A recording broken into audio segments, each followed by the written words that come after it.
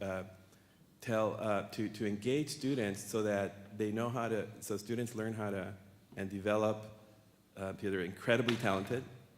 Was that a little? Me. Oh, that was you? Okay. That wasn't me. That was somebody else. Oh, okay. Something dropped in the audience. A little tremor there. Anyway, and to just to help students be advocates and change agents at the table, because that's what's going to help changing society in the future as well. So it's not just changing through, outside of a building through various activities. It's also being at the table and helping students understand, grow in their skills how to engage with power. So I think those are the two pieces. I want to say that. And I'm going to say, I know I'm, so I'm going to answer your question. Go for it. One thing I learned when I was associate dean in the college and working actually with Fiona, one thing I learned is that one of the biggest issues that we found that the 2013 Campus Climate Survey showed was the engagement between faculty and staff. That was really one of the most challenging relationships.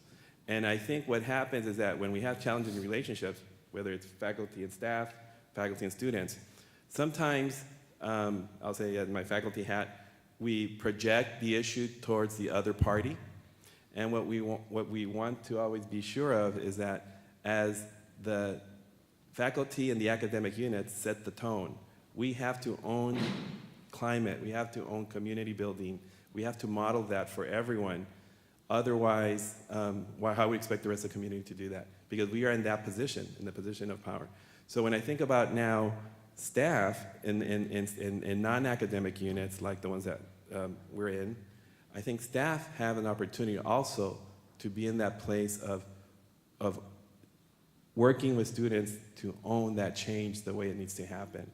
And we need to work together. We need to work together on understanding the student narrative when it's real, when we need to listen to that and understand what that change requires. And also know that, Cal is full with a lot of narratives that are much legacy around a lot of the challenges that had happened. And some changes happen, but maybe that's not still part of the narrative. So how do we, as staff, we have a staff right now, and as a faculty member, I'm a staff, I see myself as a staff too, how do we help in creating that narrative and helping students share that narrative and own it together? So that's, I'm sorry for being too long with that. No, you're great. Can I just chime in with a comment that really sort of comes from my perspective in the graduate space, where, as I said, student services are fairly decentralized.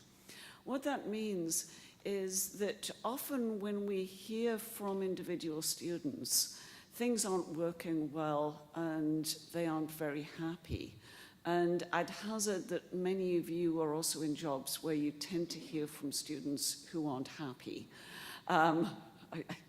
Nobody's disagreeing with this. I would urge you, in terms of building community, to avail yourself of opportunities to participate in events where you get to see students just being students. And there's often a very, very different climate. I often do this for my own mental health because I often am approached by students who are incredibly happy to be here. They want to be working with us. They express gratitude for what we have done for them in terms of financial aid packages, helping them out with issues.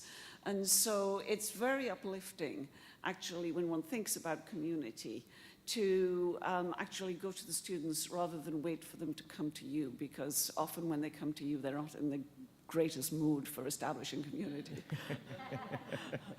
Yeah, I think hearing your comments, you talk about the importance of meeting students where they're at, and Oscar, you hit the nail on the head about the power dynamics that comes into play when we look at ourselves as staff members or administrators, regardless of where you see yourself on an organizational chart. You hold certain level of information and resources that is different than our students, and so I think it's important that we figure out how do we reach our students that way.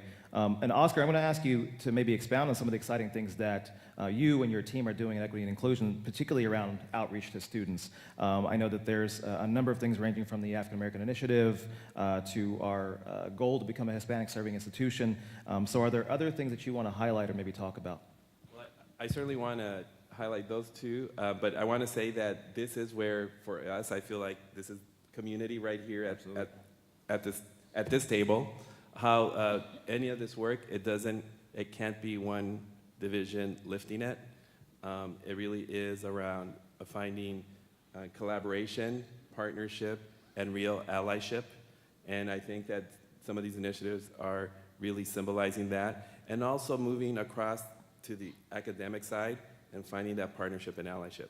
And I think the African American Initiative really symbolizes that extremely well, because it's really sometimes we talk about scholarships, and I can say that that's really super exciting. The fact that, this year we offered 29 scholarships and 23 students accepted.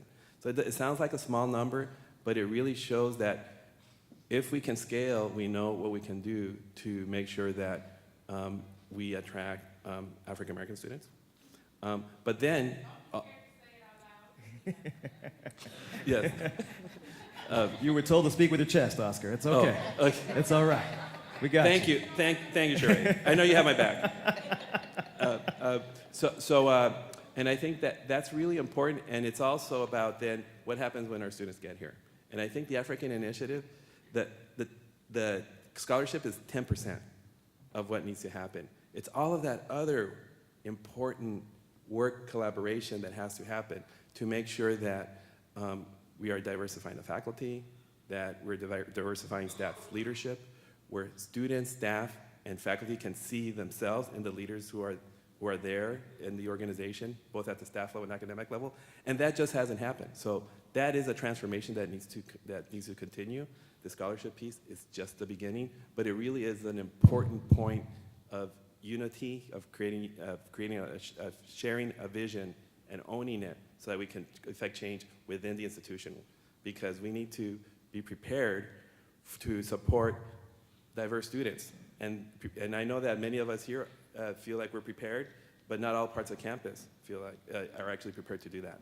And so I think the Hispanic Serving Institution piece, it's a little bit different, but it is also just thinking about what does it mean for the university to go through an evolution as California is going through an evolution of how its demographics are changing. And those demographics, it's just going to lead to changes that we have that are going to happen. And so how are we preparing ourselves? And always understanding that when we support the success of a group, especially groups that haven't had equitable access, then that helps that helps the entire community.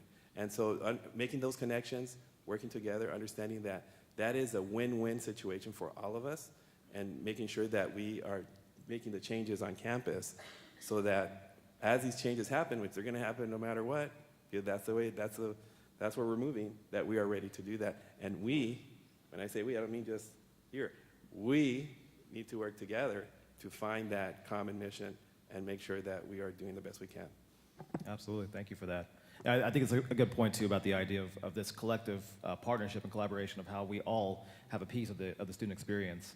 And I'll invite Steve